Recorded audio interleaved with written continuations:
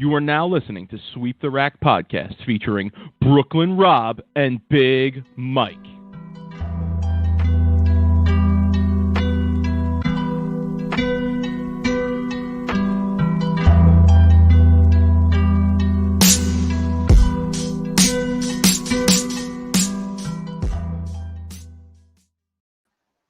Rob, what's good, homie? What's good? Yo, my man, looks like just giving everybody a heads up. Go get toilet paper. Letting everybody know right now. Get your toilet paper because second wave is coming and we want to make sure that you have your toilet paper. So, quick story. So, Costco line out the door. Love no Costco. More toilet paper. Can I say that Costco is one of my favorite places to go? I could spend like crazy amounts of money in Costco.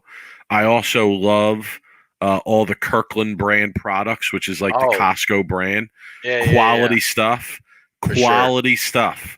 If you've never had Kirkland brand products, quality stuff. I'm 100 behind Costco. But yes, lately, listen, on a Saturday afternoon in Morganville, New Jersey, at that Costco, it is like it's like a scene from Gladiator. Okay, that's what it's like. I mean, you gotta be flipping people over your back as you're running down the aisles. It's wild. So yeah, dude, I gotta pull this comment up real quick. I mean, Rob, do you see this question in the chat? Austin, come on. What kind of question? But it's really this funny. This is what we do, son. This is what we do. But it's really funny though, because like the documentary is supposed to be a two-handed for the future documentary. Yet it's Jason Belmonte versus the world documentary because that's pretty much what it was. He's the old two-handed guy now. He's old now. It was the Jason Belmonte propaganda on the future. Yeah, Lucas Wiseman, the fanboy of Jason Belmonte documentary. It should be the young bull who's winning the PBA regionals at 14 or whatever. Yeah. So anyway, Costco line out the door. No more toilet paper. What is it with people in toilet paper when there's a pandemic? Like, I'm still trying to figure this out. Like, is it just like a snowball effect because everybody thinks it's going to run out, so they go and get it? I'm trying people to don't want to run out. But it's not going to run out. The grocery stores aren't going anywhere. The food's not going anywhere, people. Why? Mike, I just can't understand that. So anyway, we're ready for, I think it's going to be another wave of shutdowns. I know Michigan. Sound like I have COVID right now. Christ. I know. Jesus Christ. I know some already bowling alleys have already been shut down. I know Illinois is shut down. I know Michigan's been shut down again. Like, Mike, I don't want to get into it real quick, but let's talk about you first. How's things with you? And then we'll get into a little bit of the bowling talk, I think. What do you think? I have so many leaves to clean up on my property. It's insane. Oh my God. It's insane. I probably have, if there's anybody watching this podcast who knows me, who wants to come by the crib this weekend and help with the leaves, come on through. I got drinks, I got food, I got whatever you need. Put the girls to work, man. Put the girls to work. They're too young. They're too young. Dude, give them a garbage bag and a rake and let them get to work, man. They do nothing but make a mess. It just makes got to earn their way around the Big Mike house. I need adults. Who are ready to come and have some drinks and work at the same time. I got about 400 bags of leaves to do, so that's what I'm going to be focused on going into the weekend. Rob, it's unbelievable. I really don't like to talk work on here too much particularly, but I got to say this just because it's crazy. Everything's shutting down everywhere, right? Everything is shutting down everywhere. Around here, schools are closing all over the place. My wife's school district, it's been open since September. She's been going in 5 days a week. They even shut down, okay? My school district, we're opening up. Tuesday was my first day back with students for this year. Tomorrow is my second day back with students. So I am like, I don't know. Might have COVID. I'm really like, I don't know. And listen, I'm not going to be a big baby about it. No, I don't want to go to. That's just not my style.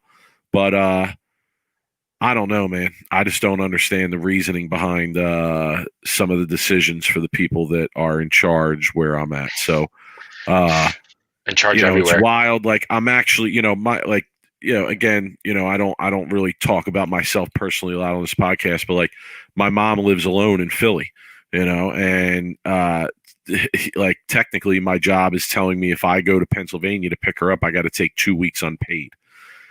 So well, Dave, you're in Florida. I mean, it's wild down there. It's no holds Wild, barred Wild down West. there. So Everyone moved to Florida. that's Florida. We're in here. I'm over here in Jersey, Dave, where things are a little bit more level-headed. But no, listen, I like it's crazy. It's crazy what's going on. So let's get back to the bowling talk about it. Right, I'm talking about myself and talking about my job, etc. Let's get back to the bowling talk on it. Yeah, Rob, it doesn't look good. It doesn't. None of this looks good. What? It doesn't look good for league bowling. Doesn't look good for tournament bowling. Doesn't look good for bowling centers. Doesn't look good for the PBA going forward. For the the next foreseeable short future, I would say. I don't know. Dude, this is gonna be bad because this is like the money. This is the money season for the leagues right now. Like November, October, like November, December, January. Like this is where all the bowling centers make all their league money, and even open bowling, especially in the winter weather, right? I don't know, John. Good question. That's a good question. Oh, no. that's a whole nother. No, deal. I think we got to do a separate. We're going to do a separate segment on that next week. Yeah. Yeah. I just don't know what's going on with that. We need more USBC time to talk about that. But you would think it would be out, right, John? I mean, even with COVID, you would think that, I know they announced the dates. And Rob, we'll probably talk about this a little bit later. There is a PBA event coming up, right, that they announced. So we'll talk about that. U.S. Open and Masters dates were announced, right, Rob? Yeah. So we'll talk about that. Masters. But those are USBC, but nothing from the PBA there, John. PBA. So we're looking for that. We're actually gonna talk about that next week, I think, a little bit. So Thanksgiving Eve episode next week too. So come ready to get lit, okay? Because it's Thanksgiving Eve, and Thanksgiving Eve is people throw down. So we're gonna throw down on Sweep the Rack next week. Yeah. Unless my co-host here has big plans for Thanksgiving Eve. I don't. He always hits the plans at the last minute, folks. But here's the thing: if Rob bails on us next week, don't worry. I'll reach out and I'll secure an amazing co-host. I don't even know who, but I'll secure an amazing co-host if Rob's bailing and going out for Thanksgiving Eve. So I'll let him off the hook like that. I got my protein shake ready, Mike. Okay. All right. Very good. Very good. All right. So I don't know, Rob. Where do you want to start? Here's where I want to start. Can I say this? And I don't know if the people in the chat will agree with me. I don't know if you'll agree with me. We don't talk a lot about our opinions and what we're going to say on the show. I think that the USBC, the BPAA, and bowling proprietors everywhere lost a huge opportunity over since September. And the reason I'll say that is because, as we've talked about on this show before, Rob, they just refuse to think outside the box. Most places refuse to think outside the box of a 36-week league season. Okay? And to think that you were going to be able to pull that off when professional sports are having problems, college sports are having problems pulling things off, even with tight restrictions, is just a fairy tale. So now you're looking at another situation where leagues are going to shut down, most likely in a lot of places. And the season, it probably isn't going to be finished, much like it was last year. And I just think that really going into this situation, they had it since March and really all through the summer in most states to kind of figure out what they wanted to do going into September. Am I wrong, Rob, that it wouldn't have this had been the best time to say, all right, we're going to run 8-week league session, 8-week league session, see how it goes, however you want to do. I don't know what the logistics would be, but to me, that this was a great opportunity to do that, and it seems like most places went back to the old format. And did anyone really think that was going to work? So here's the deal, right? Is the shutdowns are fucking ridiculous. And I'm saying that I'm swearing. I don't give a shit. I'll tell you why. Let the people make their own decisions if they want to go and risk themselves and their families for COVID. Let them make their decisions for it. Like, why does the state and why does why do they have to shut shit down? Like, keep the bowling centers open, keep the leagues open, and let the people make decisions for themselves if they want to go bowl or not. But yet they have to shut shit down. You know, dude, we're grown adults, dude. I go to the gym every day. You go and do stuff. My mom go. I understand that there's a risk when I go, but dude, there's the death rate and all that shit is 99%. Like it's a less than 1% chance of you dying from it. You end up in the hospital. I get it, right? But there's other things other than death that affect. But if you have history of illness, asthma, really any kind of really medical histories that's going to hurt you, or you're, above the age of, I don't know, 65, 70, right? Stay the fuck home, okay?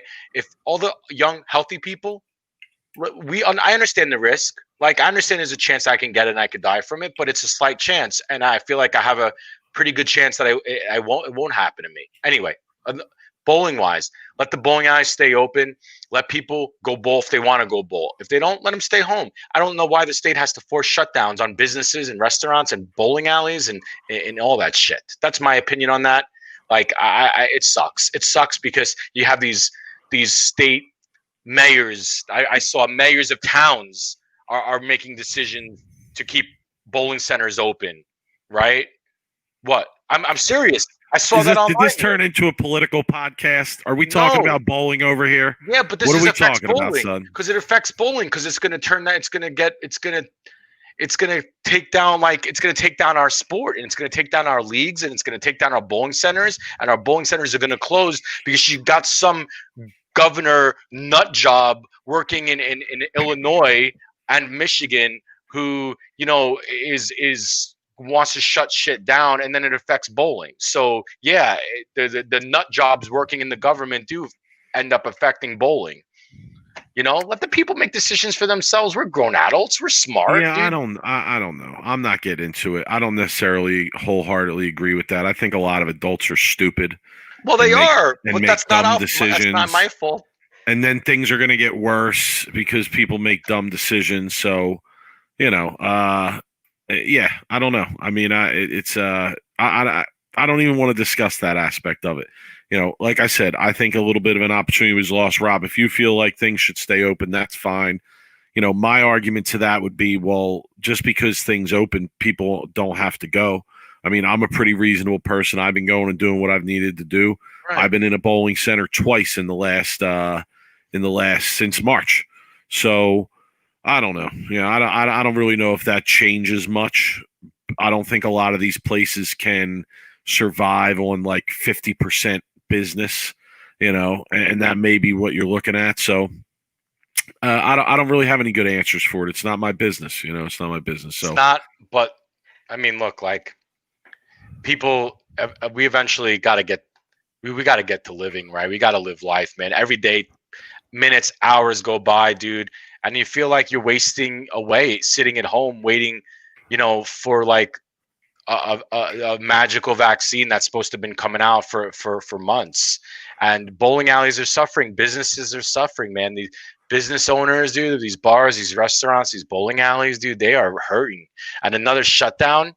Like I'm in Vegas and I was reading about like another Vegas shutdown could devastate this city, really, because the casinos are down. The restaurant, everything is down out here, and they're barely surviving. And it was bouncing back here in Vegas. And dude, I was at the bowling alleys at Red Rock and New Orleans. Yo, busy, man. Now I talked to my friend, the general manager at Red Rock at the bowling alley, and he was telling me what hurts him is Saturday night they have waiting ticket, like waiting line for lanes, because they can only use every other lane. And they have rock and bowl, and dude, they have like hours of waits because they can't like put everybody on lanes. They had waits before this whole thing happened. Now you're filling every other lane.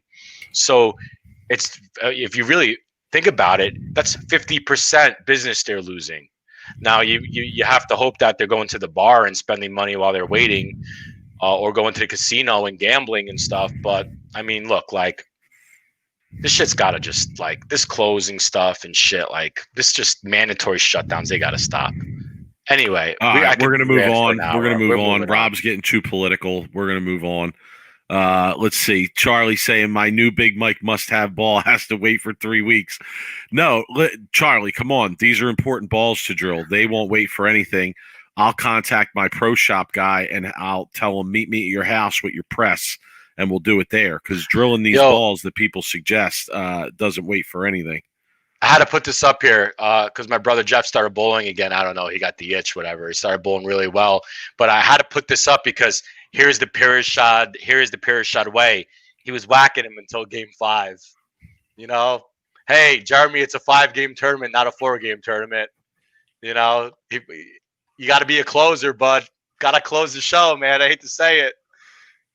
I saw Jeff posted a 300 video with a new motive ball. Hashtag motive. Hashtag. I didn't want to, I didn't want to say too much, but he came up here. I don't know if he's in the chat right now. Was that on house? Was that in like a house league? Look, I get it. Because if that was in a house league, Jeff, come on, bro. Come on, bro. Mike, you're better than that, Jeff. Seriously, I get it come on. I was on staff.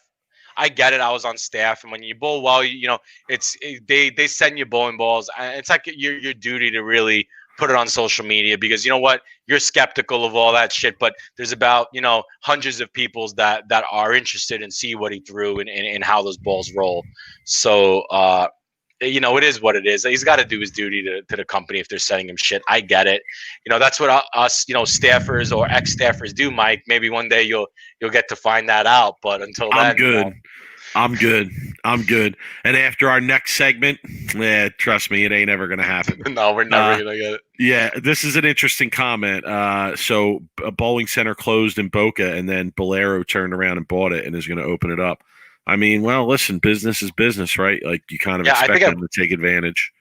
I think I subbed in that bowling center in Boca that you're talking about. I had a fake ID once, and the town I lived in was Boca Raton. Oh yeah. Yeah, I lived at 300 Voss Avenue. That's a great in honor of Brian Voss. Voss. Shit got me in everywhere. Everywhere I wanted to go. Okay. Yeah. Rob was on Ebonite's staff until he got dropped. For a while. I was probably like 5 or 6 years on EBI, but they found out through this podcast that he doesn't actually bowl, or he wasn't actually bowling, and then they dropped him. So. No, it happened because of the merger with Brunswick. That's why. If that purchase never happened. Perfect transition here. Let's talk about this article, this news that came out, Rob, about the Storm Youth staff. Storm Youth staff. Is that what we're going to call it? Is that what it's called? You want to read the press release, Rob? Yeah. So this is off of Storm's website. They actually are introducing an evolution staff program for the evolution staff. Yeah, this program is the next evolution in our brand's purpose to grow the sport of bowling. Gary Holsenberg, who's a great guy, by the way, love Gary, VP of Business Development, said, this program is designed to connect the top athletes with our teams as they work towards their goals to compete professionally in the sport one day in the future. In addition, they have the ability to communicate the positive impact bowling has had on their lives and introduce the sport to those who might not be aware of the opportunities. So essentially, they're taking kids who are really great bowlers and they're making them even better by giving them Storm balls, which are great. And it's essentially a youth staff program, because that's what you would think that that's how they select their amateurs, right? Like great bowlers, people who are big in the area. People in the chat, we'd love to hear some of your comments on this. You can probably sense the direction that we're going in. So, Rob, maybe you're going. You don't know my opinion. No, I'm saying, but in terms of discussing it, right? Like the question I'm going to pose is, what do you think about this, Rob? Is this a good thing, or is this a bad thing? I think it's a bad thing for some of it, and it's good in other aspects. It's not a completely 100% terrible decision. It's not also a great decision either. Look, like stinks to me. I gotta be honest. It's like, I know. Listen. Shout to Storm, okay? Because they do a lot for bowling. They're smart. They're smart. They're smart. They're smart company. I'm not knocking them as a company. I'm knocking this decision. Okay. I want to be clear about that. But this is not good. This is not what youth bowling is supposed to be about, right? Youth bowling is supposed to be about learning the game, learning different aspects of the game, an even playing field, etc. This doesn't make things. I already feel that the playing field in youth bowling is not even as it is. Okay, so then to have ball companies start to give contracts to youth players, or maybe not contracts is the right word, but ball free equipment, staff deals, whatever you want to call it, to youth bowlers, I think it makes that issue worse.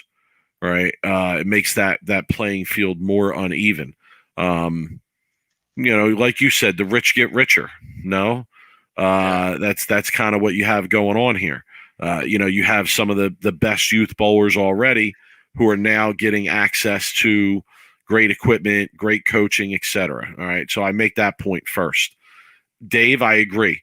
Whatever happened to hand positions and adjusting and not carrying 50 bowling balls to an event, right? Come on. I mean, a lot of us came up in that era where even when bowling balls were popular, you were still limited in what you had to throw in, and a lot of times you had to adjust your own game to do that. Right. Well, here's the thing. This is where my problem is, right? Is how many parents out there aren't able to afford to buy their kids 6, 8, 10 bowling balls. Yeah, almost all of them. Dude, who can afford to do that? Mike, I was fortunate growing up, and my parents had money, and they still wouldn't even buy me all those bowling balls. I get a bowling ball for my birthday, and I get a bowling ball for the holidays, right? I get 2 bowling balls a year, and then anything else had to come from me bowling like pot games when I was 15, right? To try to buy more bowling balls to win more money as a 15 or 16-year-old. But if you have donations too, and when the tour used to come around, a lot of pro shops would buy the drilled balls off of the truck, and we used to take those and plug them up. Like I know the pro shop that me and Bill and Joe grew up around, they used to grab balls from the tour trucks and we would plug those up. And, Mark, I 100% agree. I 100% agree. Shout outs to Sean Rash, by the way, who just made a huge bowling ball donation to his local high school team. Let's talk about that in a minute, right? Let's put that on the back burner. We'll come back to that. I want to finish my points about this youth staff. Bad idea because the rich get richer. Bad idea because it's youth bowling. I agree with Dave. It should be more about the skills, uneven playing field, like I said. And here's my last point. Is youth bowling becoming profitized in some way? A junior gold is a huge profit for the USBC. Well, we've talked about that.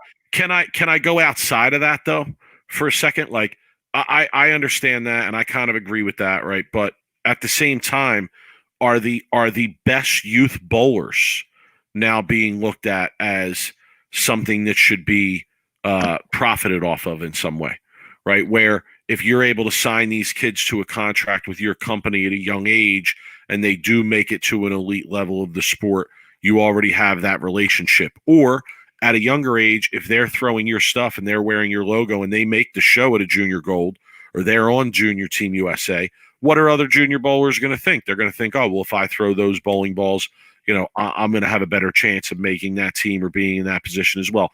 And guys, let's be honest. Come on. Like the bowling balls they matter, but they don't matter that much. It comes down to the skill. Yeah. If the kid stinks, they stink. You could put 100 bowling balls in a kid's hand that's not that good.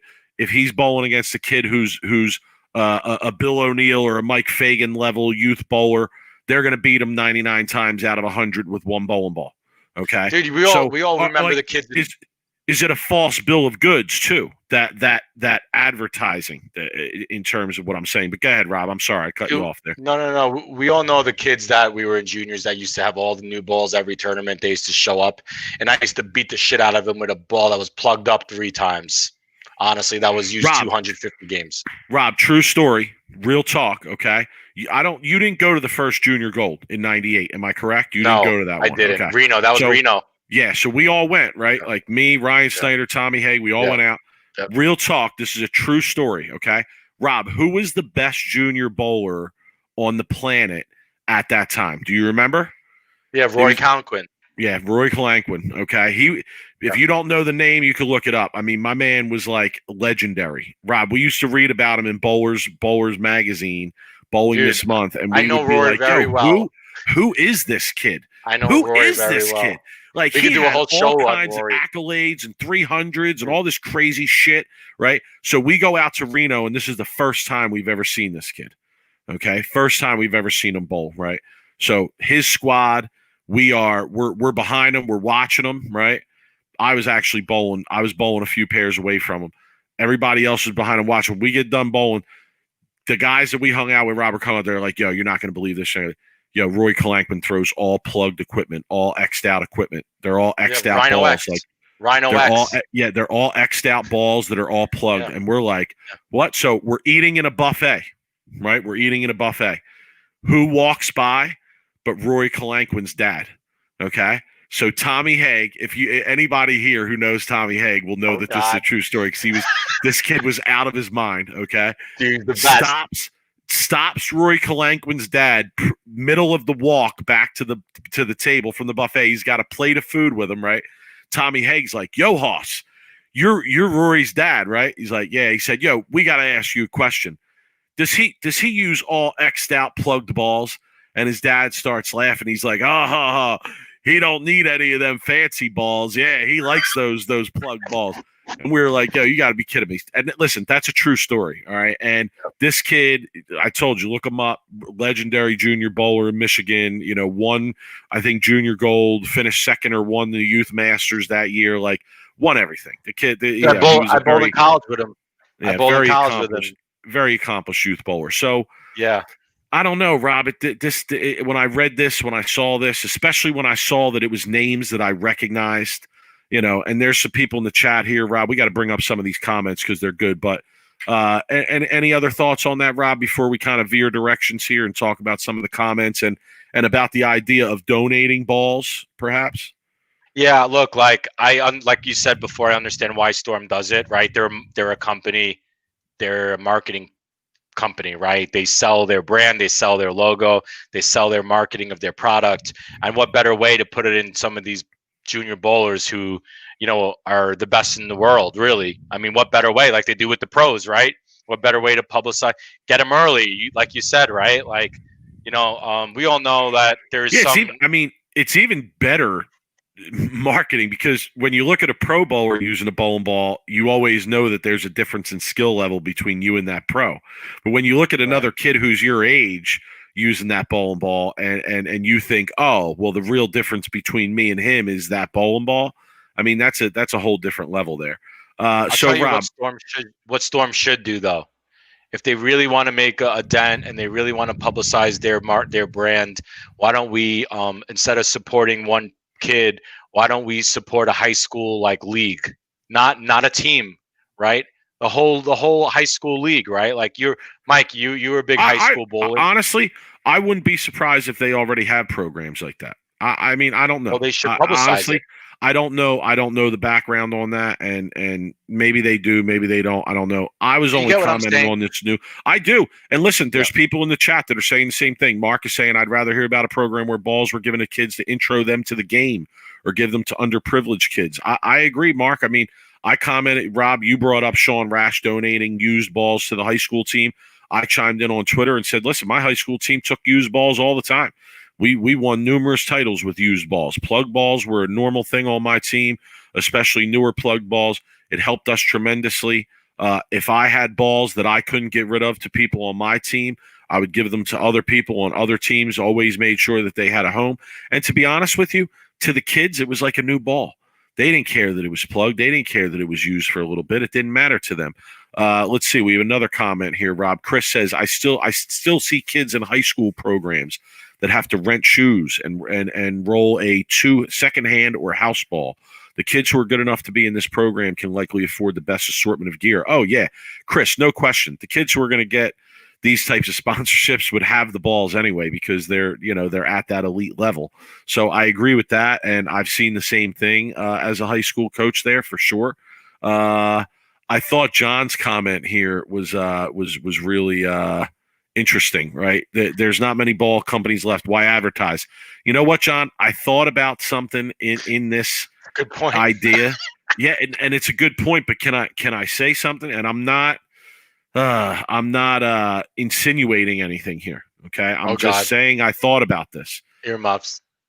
Are we headed to a day where there's only one ball company left? And is that what, John, is that what the advertising is about?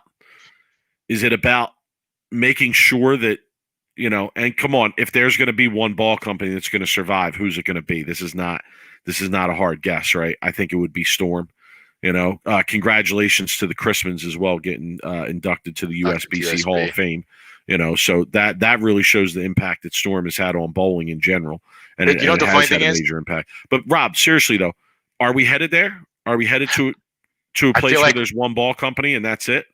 I feel like we could be headed to two companies. Would be a company like a Motive and a Storm. A Motive because they're a kind of a similar company to what Storm is. I feel like the big companies are a little bit more by the bottom dollar, when the Chrismans are more for the bowling and for like the bowlers. I feel like Bill Chrisman wants to win more than he wants to make money, and which is a great owner. If you are a sports fan, you rather your owner of your team want to win than make money. So I feel like that's what separates a lot of winning organizations than losing organizations. The losing organizations, they want to make money first and win second, and the winning organizations want to win first and make money second. I feel like that's why the difference between a Storm and like old EBI, right? EBI was trying to make money, and they were in it for definitely a business. It was definitely a business. I see this comment by your brother about Roy. I want to put this out there. Real talk. 1998 Youth Masters. Me and the guys that were out there with us. I think you were there, Rob. You were there. Dave Bykowski were there. I told Rory, come to the hotel. Me and you will go beer for beer. He didn't show up, so you would have lost. I'll throw that out. You would have lost. I watched that kid. Son. I watched him bong a fifth of brandy in 30 seconds in college. Okay. Yeah, with my own two eyes, Mike. Yeah, I mean, he could drink. It would have been powerhouse matchup though. It would have been like UFC, like pay-per-view, Big Mike versus Rory K for the heavyweight title of who could drink the most. It would have been in junior bowling. And this is before any social media, no videos. All we have is our memories of it, man. And you know what, dude? I prefer it that way. Oh man, I'm glad it's that way. Yeah, could you imagine your high school students pulling up old YouTube videos of you? Yeah, I see. Charlie commenting, Motive sells blems for $40 to high school bowlers in Michigan. All right, that's good. That's good. That's nice. Rob, one thing we wanted to put out there is like we saw Sean Rash do that donation, and perhaps there's other pro bowlers that do that. I know personally that there are. For sure. There's more than one guy who has donated balls to my program more than one time. But this is something that should probably be more of a common practice. No. Yeah, and what's sad is like when I was in high school, and I bowled for like the New York City public school, like we didn't have any of that. And it was me, and I was actually giving a lot of my older equipment to a lot of the kids on my team, and a lot of those balls helped tremendously to these kids, because we all know like the bowling balls are a big thing these days, and if you're using an old beat up alley ball, you can't compete with someone even if you're better than them. It's just how it goes these days. I mean, Mike, if I'm using an alley ball and you're using a high performance ball, I mean, really, how much better? Like, it's impossible to equal skill level. Yeah, I agree. For the most part. So anyway, I'd like to see more of that, and I'd also like to see the companies like Storm jump on like high school like leagues, right? Or like and become a sponsor for them. And I'm sure they do. We just don't know about it. But this is what they publicize it more. Put it out there. Yeah. I mean, I know they do some deals for the college programs as well. But colleges, I mean, colleges and high school, Mike, because if you're bowling for college, you could afford somewhat to being like to buy some equipment because you're in college, right? Like high school whole nother ball game, and you know that better than anybody, right? Like, Yeah, very true. Very true. You don't have Very to be. important. It is, especially if you're in the city public schools, right? Yep. It's a whole nother ball game there. True. All right, let's talk. The people want to hear our thoughts, Rob. The people want to hear our thoughts on the two-handed documentary. The documentary, FloBowling. FloBowling does it again. Oh, it was great. It was great. Good. Listen. Shout to Lucas Wiseman. Shout to FloBowling. Shout to all the team of people that. Look at this. We got comments. From my former players, Rob. Got me a hand-me-ball down from Big Mike my freshman year. Believe it was Bill's too. Yeah, Bill hooked us up a lot with his older stuff, so that was definitely cool. Definitely nice of him. But Rob, shout to Lucas. Shout to his team. It was really well done. It was just as well done as the Simonson documentary, which I thought was extremely well done. Would you think it was a little bit of Belmo propaganda? Well, what's wrong with that? The guy's going to go down as the greatest ever, right? And he did revolutionize the game. Now, I thought the coolest part of the documentary was this original two-handed bowler that they found, this dude from Texas. That shit was wild. I couldn't believe it. I was like, oh man, Lucas, I tip my cap to you. I text him personally. I said, yo, good find on that one, my man. You had to go digging. You had to go digging for the information on that one. So for sure. I thought that was great. And can I make a point? Here's why I loved that piece of the documentary. Okay. All these and Joe Pelusic was in the documentary. We got to talk about Joe. We got to talk about Joe. We got to talk about Joe. Hey Lucas, don't leave because I do have one criticism. I'm not drinking the Kool-Aid. Yeah, I do. I have one criticism to make about the documentary that I wish you would have addressed. But too much time for Joe Pelusic. Too much time for because look, like I would have liked to see them interview Machuga or Brian Voss because I know they've been outspoken on two-handed bowling. I don't know if they would go on camera like Joe would and really talk about it, but I'm sure maybe I'd like to hear Lucas in the chat. Maybe did you reach out to Machuga or to a Voss? Because I know especially a Brian Voss. I know he's been like outspoken on the two-handed. I've tried to get Voss on. If you guys know Voss, tell him to reach out because my man. I just want to say, if you've been following Facebook the last couple of days, my man is like. Whew, out there. Yeah. He's like he's losing it. Lucas says we had hoped to do more interviews on that aspect, but COVID killed our plans. Okay. Not for Joey Pants. Dude, Joey Pants was going through pandemic, tornadoes, hurricanes. Yo, my man was getting interviewed. Didn't matter. Rob, he don't even drive. My man would have walked. He would have drove. My man would have walked to wherever Lucas was to do that interview. Got a bus, a cab, Uber, Lyft. It doesn't matter. Hitchhike with the thumb. Hitchhike with the thumb. Okay. Yep. So Lucas finds this guy, this original two-handed bowler, and I did a little background research too, Rob, after the documentary came out.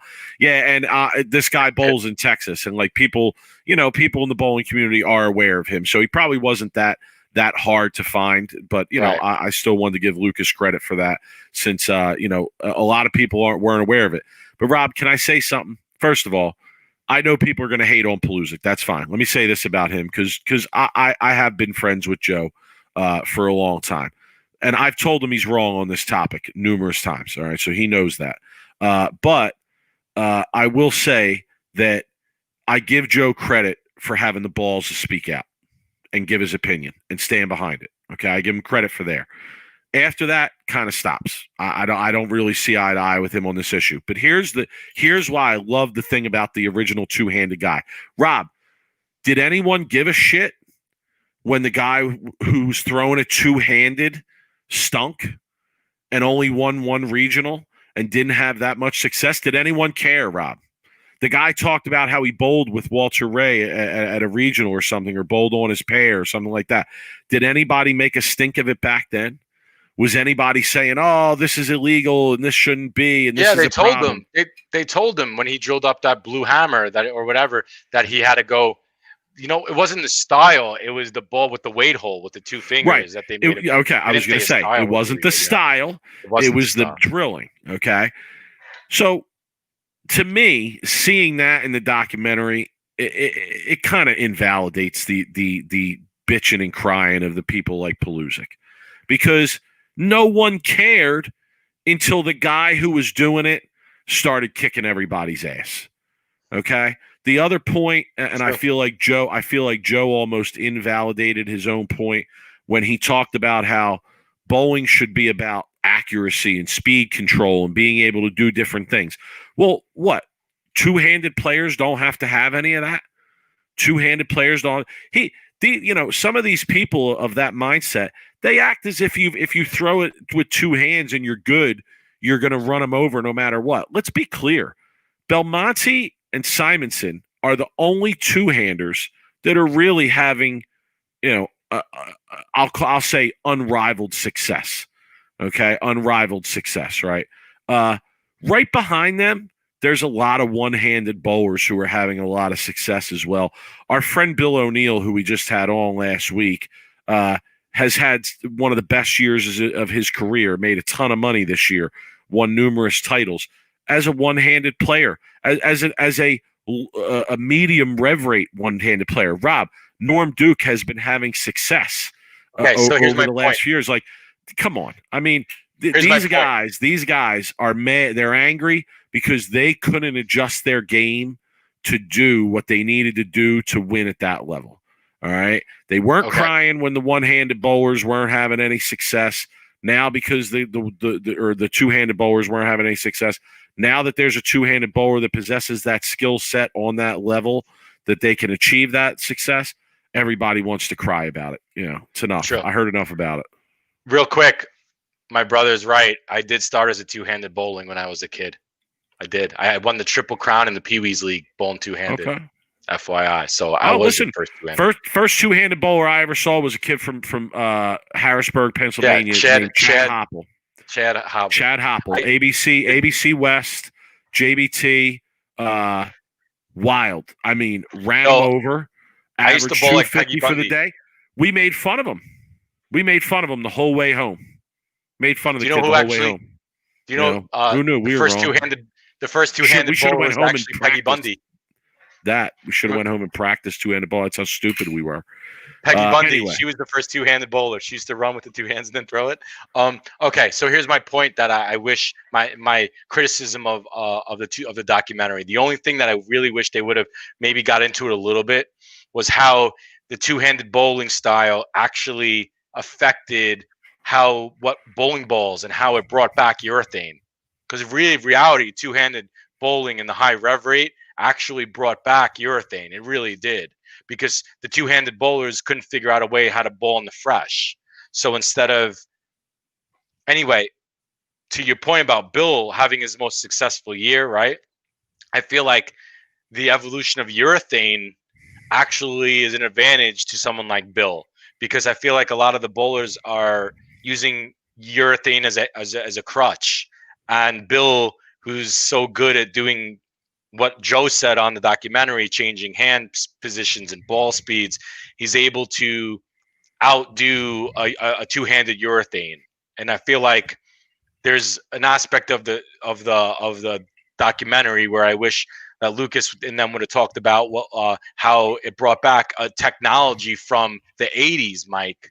Literally, how a style could bring back an old technology, and then the company's kind of been like, oh, wow, we might be on to something here with this urethane. So let's spend more money and research it and market and do a better job of maybe making better urethane balls, right? Yeah, I don't know.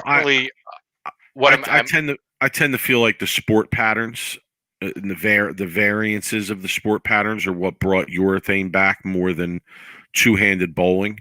Lucas is saying the Koreans. So the Koreans brought back urethane. So should we Konnichiwa? The Koreans, man, they're always ahead of us, dude. Always bringing back the shit like that no one ever thought of. But dude, crazy though. So back to the documentary. What other I like the highlights do you documentary. got, Rob? What other highlights you got? I mean, what did you think of Paluzik's multiple appearances there? Look, like I think Lucas kind of said in the chat room that he probably would have rather have a little bit more like maybe some guys like a Brian Voss or a Mike Devaney interview. Because I would have loved to hear Devaney's interview, who, by the way, who's a friend of mine. Maybe I'll reach out to Devaney. But I like to see what their thoughts are. Machuga's another one who's pretty outspoken. So there are people that are purists, traditionalists who hate two-handed bowling. And I mean, to me, it's a jealous thing, right? And Tim Mack made a good point saying, look, the pins are the same. The lane is 60 feet. Some people just know how to get the pins, how they adjusted their game to knock the pins down, right? Look, Joey Palooza could go two-handed if he wants to, if he really worked at it. Walter Ray did. So why can't Joey Palooza do it, right? Because he's just, he's stubborn. He doesn't want to change. Yep. He doesn't want to change his style or change his game. But I thought one of the coolest parts of the documentary was hearing that after the first time Tim Mack saw Jason Belmonte bowl, he called Bill Chrisman. That was pretty cool. Now, I've heard rumors. I don't know if this is true or not, but I heard he did the same thing the first time he saw me bowl at New Bowl Right Lanes in Jersey City back in the day. So, what could have been. But that was a pretty cool aspect of the documentary. I thought that was really dope. I loved seeing the evolution of Belmonte's game through the documentary. Oh, that was I put that out on Twitter. I liked seeing Belmonte as a kid. Rob, honestly, I'm going to say this. I think like 2003 or before, we might have mopped Jason Belmonte, me or you, in a best of 7. We might have mopped him. I used to watch him bowl at the high roller. I knew Jason Belmonte when he bowled Megabucks before, because a lot of people thought like I was him. So they'd come over to me and they'd introduce themselves and they'd be like, oh, you're that Australian kid, right? Because really, my mom even was watching Belmonte bowl on TV last week when I was with her here. And she's just like, you do look like him. And I'm just like, my own mom told me I look like the kid. So, yeah, I knew him way before that. And he was wild when he was in the high rollers, right? I mean, when he had it, he was unbeatable, like even in the high rollers. But, he was wild, man. He was all over the place. If they were tough, like he struggled, right? His game has come so much, and we talked about this so many times about how good he got. We talked about it when we interviewed him, and I brought it up because it's something that honestly I don't think people give him enough credit for. I don't think it's discussed enough. But you watch that documentary and you really see how his game went from being like uncontrolled power to controlled and precision power, right?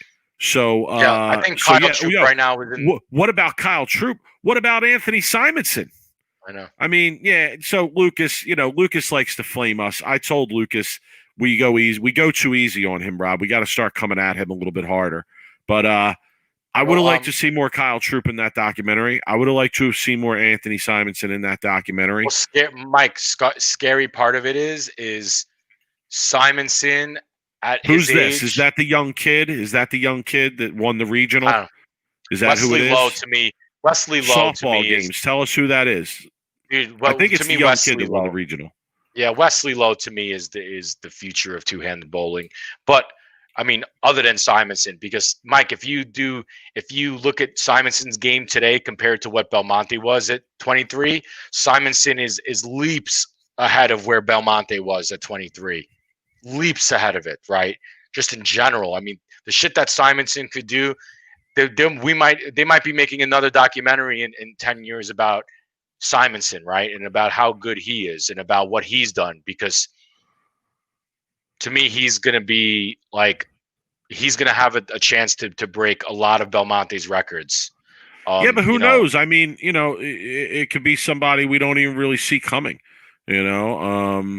Wesley Lowe is another one, right? Who's got the pedigree and he throws the ball amazing and he's lefty on top of it, which could be a good thing or a bad thing if you ask a lot of people. Okay, it's not who I thought it was then. No. It's not who I know what? You know who I know where I know the name from. It's the kid who almost throws it like basketball style two-handed. I know who they're referring to. Here's the thing, now. though, He Mike. bowled the PBA event. Mike, here's my last point, and I hope Lucas is still listening. We'll get to that. What's the next documentary we want to see? Ooh, Lucas, I gotta say something here though. This is the type of program and the type of like TV that everybody needs to see, not just the Flow Sports subscribers, right? This is the type of documentary that needs to be on, Fox, right? Instead of them maybe having some made-for-TV bullshit show that nobody wants to see. Use the 45 minutes and put on a documentary like this. This is what showcases the pros. Your Simonson documentary is another thing that needs to be accessible, and it needs to be on Fox, big Fox, right? Instead of a strike derby, okay? This is the shit that people want to like. It would get people like interested in the sport. Simonson, right? Like the documentary on that. You wants you to root for Simonson and wants you to be relatable to him. This is the stuff that the PBA needs to do, or they need to buy the rights from Flow to put it on a Fox. Okay, you guys are doing a great job. I love the programs. I love it, but the people that are only seeing it are the diehards like me and you that have FloBowling subscriptions. It needs to be out to the public in general. Anyway, that being said, fair point. What's the next documentary? That's a tough question for me, man. There's I want a documentary on P. Weber. Nah, that's. I think it's P. Weber is must-see TV. I want to see a documentary on. You don't like it because it's not like, young. Go watch League of Ordinary Gentlemen. Like that. That's pretty much like a Pete Weber, Walter Ray documentary. You know what I'd like to see, and I think it's the anniversary of this year. I'd love to see a documentary on the Randy Peterson 8-pin. I really would. Dude. I'd like to see a documentary on that. I'd like to. That would be awesome. Lucas, if you could get Randy Peterson and Ernie Schlegel in the same room for the 20th anniversary of that occurrence, that would be some wild shit. Okay, I'd have to tip my cap to you again. That's what you get called, the 8-pin heard around the world. Yeah, so that would be one.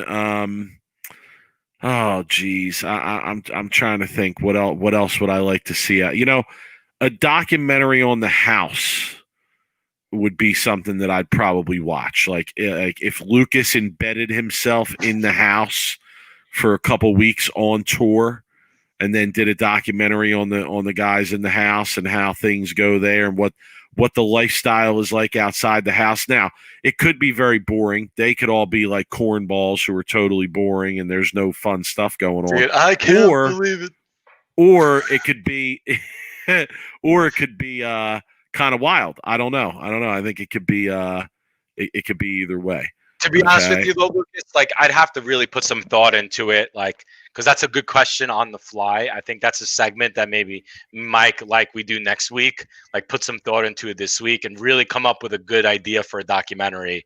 And I think there's so many different funny things and just interesting points of bowling and professional bowling and not even professional bowling where you guys could do it. Obviously, you want to showcase the PBA. I think there's some good storylines that have never really been told. You know me, I'm a dumpster diver. I'd love to see a documentary on the guys who are living on a razor thin edge.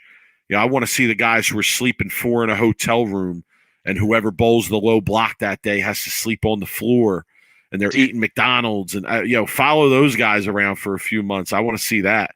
I mean, you'll look if anybody hasn't seen the Bob Perry documentary on Netflix about Bob Perry, who is a legendary action bowler, needs to go watch that because it is a really, really good documentary. I forgot the name of it. A High Roller maybe or something like that. The Bob Przicki story. Andrew, that was going to be my next point. I maybe behind the scenes like of Belmo and Rash rivalry with the bottle and then all that stuff. Maybe what happened behind the scenes and what the PBA tried to do. I mean, I'm just throwing ideas, but I really have to think about it to really get a good idea. Because the first thing I want to see is I always want to see P. Weber, right? Because he's so interesting, and I feel like he's got stories on stories to tell. But like I feel like there's probably some more things that could be, told that goes out there. Tony Lacaze is a good one, man. I would love to see a documentary on Tony Lacaze. Anybody doesn't know Tony, dude? Tony Lacaze, the story of him winning that title, or Tom Smallwood, right? A documentary on Tom Smallwood. How about that, Rob? How about that as a documentary idea? A documentary on one title winners. Oh, how about that? Right, that to me that would be an interesting documentary. Like, let's hear from let's hear from a bunch of guys over the years, PBA players who have only won one title. Dude, right? How about and interview them? Like, where are they? What happened? What was the circumstance of them winning that one title and then never winning again? I think that would be a really interesting documentary. Mike, Rudy Revs needs his own movie. Rudy Revs would be an amazing story to listen to. Like, if you don't know half the shit that Rudy Revs was doing back in the day of action bowling and gambling and all that stuff. Yeah, but like, here's the problem with that story, Rob, is like he never really made it. Right? Like he was on TV. He made a couple shows. Yeah, but he never won. He never blew. Like, for the legend that he was, like, Rob, honestly, I had heard so much about Rudy Revs, but I never got to see this guy throw a bowling ball until like he was on tour already. Okay? Like, it was later that I got to see him actually throw a bowling ball. And by the time I saw him throw a bowling ball, I was like, Well, it was resin. I mean, yeah, he's good, but like, I think now, performance balls hurt Rudy Revs. Yeah, I understand. I understand that, like, CK Moore shot 300 too on his way to his only first. CK Moore. How many one title? I like to get a list of how many guys only have one national title. Right, right. I think I think that would be Lucas. I think I just gave you your idea for your next. Kurt Pilon's another one, because I know you could send me the check in the mail. You guys on FloBowling, you still got my payroll information, so you can just send me the check. No problem. I got you, son. So yeah, Rod, some really good ideas there, and I look forward to seeing what Lucas and Flo come out with next, because like we said, they're doing a good job. All right, Rob, we're gonna wrap up here shortly. We have a new skit for the people. This week. It's a short one, but we have a new one. Before we get to it, Rob, we wanted to go over some tournament announcement news. Right, we talked a little. People were commenting on the scheduling issues earlier. No PBA information scheduled for 2021, but they did announce that there's going to be a clash, right, Rob? Yeah, it's called the first ever PBA League All-Star Clash is going to air on Fox. So Big Fox. It's going to be first for the first time ever. The PBA is bringing 12 of the biggest names in bowling, from Hall of Famers to rising stars, both men and women. Mike, pointing that out. Of course. Both men and women to compete in a special team edition on Sunday, November 29th. Mike, Sunday at 2:30 Eastern or 4:30. I think they made a mistake on the website. So it's got to be 2:30 Central or 4:30. No one wants to smoke, son. Mike, you were the only one. Mike, it's literally, send us your videos.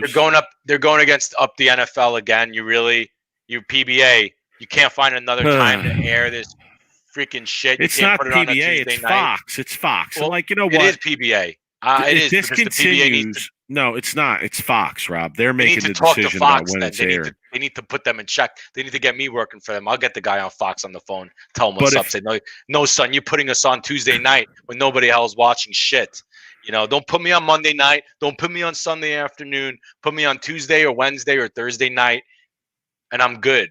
Sunday, not Thursday night, because Thursday night's NFL too. So yeah, but listen, diving with this. If this continues much longer with the scheduling nonsense, like, I'm really going to feel like Fox is just using bowling the same way ESPN was.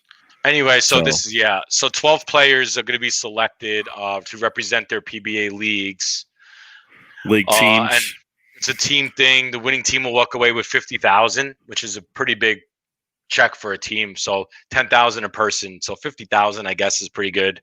I don't know, Shep. Lucas, is this taped? Is this a tape? Did they already tape this, or is it something that they're taping currently?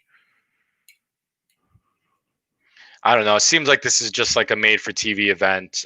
There's going to be just Walter Ray, Wes Malott, Chris Barnes, P. Weber, Sean Rash, I can't Danielle access that. McEwen. So yeah, it's got EJ Tackett, Belmonte's. Obviously, it's got to be Belmonte. So Are they then it's flying taped. in? Yeah, it's taped. Yeah, It's taped. it's No, probably taped. already taped. They probably already Okay. finished. All right. So I'm just looking at the list of pros here, and it's like, okay. I mean, I guess it's whatever. It's better than nothing. Okay.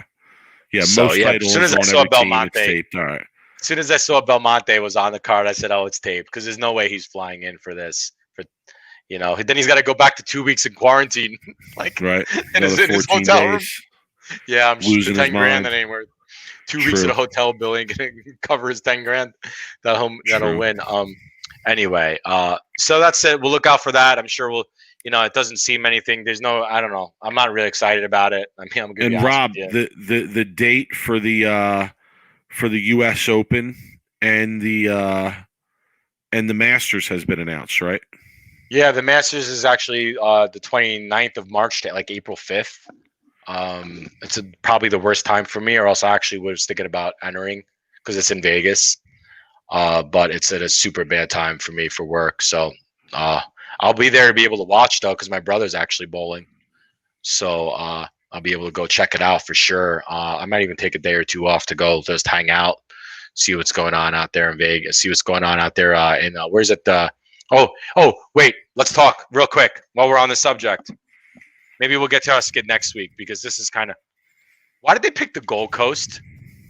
Out of all the bowling centers they had in Vegas, they picked the smallest casino, like smallest like settee area, smallest bowling center when it comes to like actually fitting people in the whole like. Is the PBA? Do they not have a relationship with the South Point Stadium? Because do. wouldn't that be? But wouldn't this be? Wouldn't they want to put the Masters there because of the space, the stadium seating? You could actually have people like maybe come and visit. Is the Masters? Are they going to allow like spectators? I think there's a lot of unanswered questions, right? Like by that time, it could be a vaccine that's fully into play and could be back to normal. We could be shut down. I mean, I'm just wondering why the Gold Coast though. Like out of all the places that have a small settee areas, because if anybody's ever been there and bowled, especially like the Tat, dude, it is wall to wall people, and that's the Tat, man. I do know they limited the entries to 250 bowlers. So it's not going to be the Masters isn't going to be their normal like 400 or 450 entries. Mike's saying they don't pick; they rotate it. What is that? What do you mean they don't pick? Like I guess Vegas has some kind of control, like the convention and visitors agreement. They probably have to move it around, I guess is what he's saying there.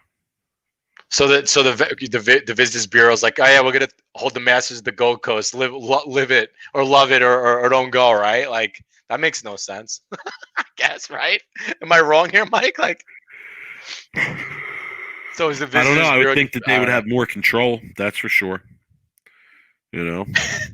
like what time they're airing on Fox and what day? Like, there's just it's sad that there's just they don't have control over like really important decisions like that. I mean, I don't know. Anyway, Mike, you seem distracted. I mean, should we just like wrap up the show or like? No, I want to do the worst of the week.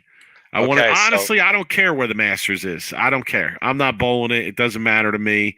It's irrelevant. Good luck. I hope they fill the field. I hope it's a sellout. I'm glad to hear that there's dates for the Masters and U.S. Open. Unless it's a Carolier, honestly, I really couldn't care less. Sure. Okay, so do you want to do this or not? Let's do it. Yeah, worst of the week. All right, new skit. Here it is. You all know that Rob and I love the USBC discussion board Facebook page. Okay? It's a must follow. It's a treasure trove of bowling nonsense. All right. So what we're gonna do as a new wait, what event should be hosted there? Where? Carolier? I don't care. Whatever. U.S. Open, Masters, PBA playoffs. Bring it all to Carolier, baby. Let's do Mike it. Jersey reps bowling hard. Jersey reps bowling hard, and sweep the rack would be in the building. Heavy would be heavy. Okay. Their combo fried rice, Dave, is off the hook. Gold Coast. They got the best fried rice. That's a documentary I could do with you, Lucas. Would be bowling alley food. I'm sure me and Lucas, you know, we could probably get down on a conversation about bowling alley food. You know what events they should be at Gold Coast? League bowling. Okay. Gotcha. League bowling, but you can't put any legit tournaments at Gold Coast. Mike, there's no settee area room. And you know that. You bowl any time you bowl a tournament there, especially like the TAT, a big national tournament, dude, you could hardly walk around there. There's no room. That's why the TAT left Gold Coast. I mean, obviously there's some other stuff in play there, but they just didn't have enough room for people, man. It's just tough. It's a tough bowling center, especially in a COVID where you're supposed to be 6 feet away from everybody. You're gonna pack them in like sardines over there. All right, worst of the week. Okay. Rob and I scour the USBC discussion boards, and we each get a pick of our worst post of the week. Okay, and we're gonna roll with this. We're gonna roll with this skit for a little while and see what you guys think about it. So people that are on the USBC message board, be careful. Don't get out of pocket, because you get out of pocket, you might wind up here on Sweep the Rack on Worst of the Week. All right, Rob, you want to go first? You want me to go first? Sure, you can go first. All right, so here's my Worst of the Week. I didn't send the post to Rob, so he's not going to be able to bring it up. Give me a second. I was trying to bring it up before when Rob accused me of being distracted. I was really just trying to do some good for the show here. I apologize. But if you give me a minute, I'll try and how find about I just pull up my post? All right, go ahead. You go first. Okay, so my post of the week is from a gentleman. Let me see if I could zoom in here.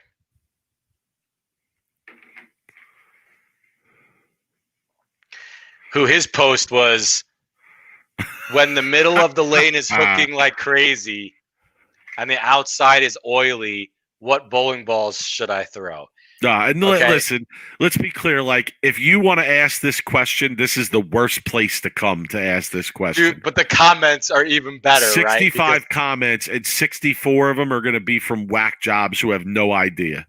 Dude, so I'm sure you want to highlight some of the answers here, Rob. Yeah, my one that got 12 likes was fake an injury and go home. I love when people actually try to give them like solid like bowling advice on a shot that they've never bowled on or something that they've middles or hooking. Honestly, get far inside and let it work for you. If that goes, take a week off and then sell everything in the marketplace. House ball straight up. Here's someone that gave us some really serious advice here. Heavy oil ball down the 5 board. That or throw your normal ball from outside the corner into the pocket. They both have worked. If the ball is still biting too hard, decrease your angle a little bit. But he's not an expert, Mike. I threw 2 300s on a reverse block, this guy says. I'm sure they would reverse block if you do 2 300s. Anyway, the comments are just they get better and better, Mike. Do what you always do. Drink 37 Coors Lights. Dude, I was just reading these and just laughing. House ball up 21. Just play the friction. Pretend the oily part is the gutter and don't let it swing into that part at all. You can use something with a lot of surface to blend the pattern. The one guy wanted you to suggest, Mike, here's my last comment. We got specific motive suggestions with grits here. Yeah, the one guy says use a urethane with 180 up the 2 board. So that's how I'm going to end that. Mike, a 180 urethane up the 2 board to play. So it's the best, wild. Mike. I get a good laugh whenever I have a bad day. I read the message boards and I can always find the just use the ball. Robert, just use the ball ramp up the middle. Dude, that's what you'd be surprised some of the comments on that post. Anyway, my goodness, that was my post. All right, here's my post. My post was by someone named Justin Williams, and here's his post. I'll read it to everyone. I'll share it here. Is it a jerk move to change to a urethane ball when you see all the people on the other team in practice throw 2-handed, and 3 of the 5 throw on or around your line? I was practicing with my Redemption Solid. then decided since they were all two-handed, I'd make them work for it. It created a big fuss, and they were complaining all night. We took all 3 games by an average of 40 pins. They only had to spot us 10 pins handicap. Everyone on my team was laughing at them. And there's 133 comments on this post, okay? 133 comments of people chiming in. People love that shit, man. With responses. One guy says, it's not a jerk move. It's called strategy.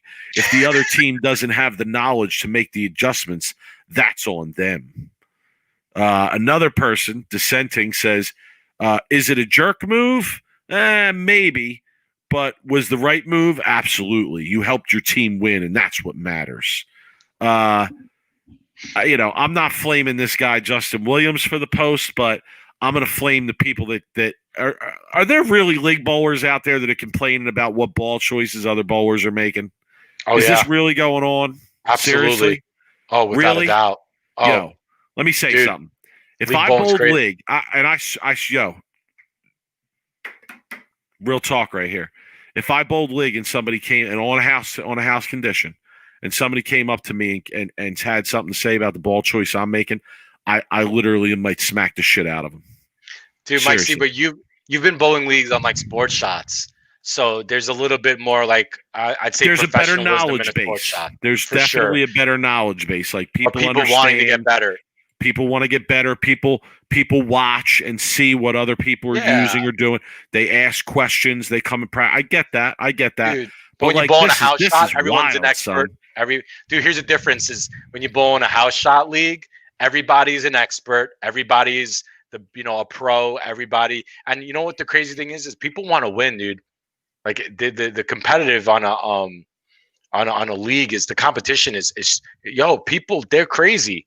I joined the Vegas Fun League years ago just because I wanted to meet people. I just moved into the area, California, and there were fights breaking out and all kinds of shit going on in that league, and it was a Vegas Fun League.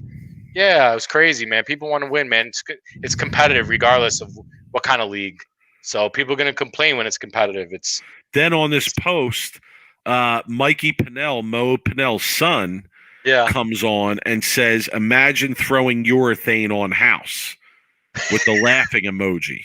Yes, I mean, he's right. And then Packy Hanrahan came on and got involved in the conversation on this post as well. So, interesting post. It was blowing up.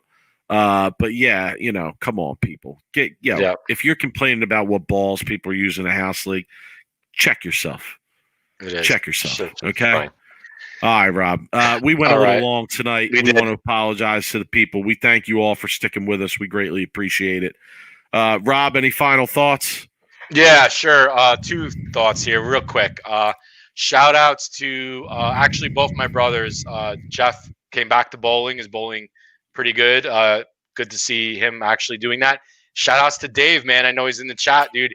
The doctors cleared him to throw a bowling ball. So, man, making progress on his torn pec, and now he's able to throw a ball. So look out, Tat. Look out, Mystery Score. Coming at you in February. And yeah, that's about it. Still practicing, Mike. Feeling good. Ready to maybe start bowling some tournaments if shit doesn't shut down here soon. So. Yeah, tournaments getting canceled around here. Greg Tack just canceled the event he had coming up for this weekend or next weekend. Greg Tack has that shit down to a science.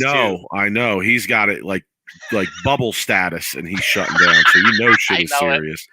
My final thought is, we introduced worst of the week this week, but who's the worst of the week every week, Rob? The cucks hanging behind the burners. All right, I'm out. Take it easy, people. Enjoy your week. Have a good one, and we'll catch up with you. Catch you next week's Thanksgiving, Mike's favorite holiday. Thanksgiving Eve, sweep the rack. Be prepared, people. Bring your booze and your protein shakes. All right. True. Peace.